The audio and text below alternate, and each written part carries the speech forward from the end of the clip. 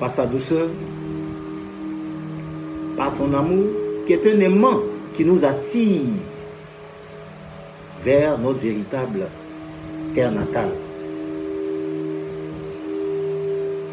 Et là, c'est un banquet de joie, un banquet d'amour indicible, qui n'est pas terrestre, un amour inconditionné, un amour désintéressé, qui témoigne de ce que nous sommes en réalité ou de qui nous sommes en réalité.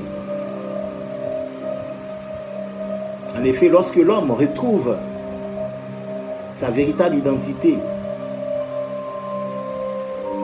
et est éveillé à cette identité, c'est-à-dire est conscient de cette identité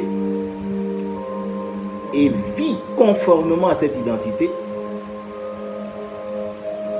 il devient ce être-là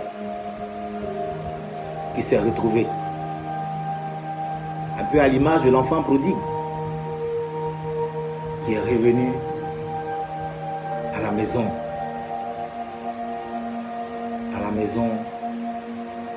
dans la cour, dans le royaume intérieur.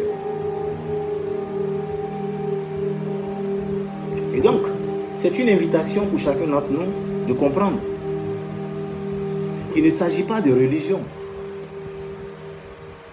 Religion signifie religare, une relation à une divinité. Une relation à une divinité. Et donc, cette relation à la divinité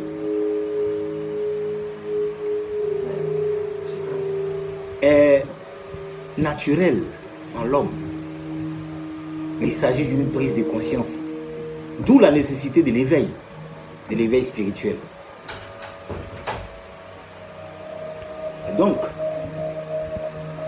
j'invite, j'encourage chaque être humain à comprendre qu'il ne s'agit pas de religion, parce que la religion n'est que la peau de l'arachide. Nous, ce qui nous intéresse, c'est la graine. Et cette graine comestible, elle est à l'intérieur de nous. Le corps physique n'est qu'un manteau, n'est qu'un habit, n'est qu'un vêtement, une enveloppe charnelle. À l'intérieur se trouve ta véritable identité. Cette lumière à laquelle Jésus, dans les évangiles, nous identifie. Vous êtes la lumière du monde.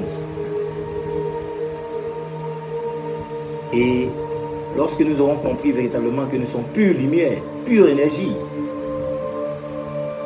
nous allons commencer véritablement à nous déconditionner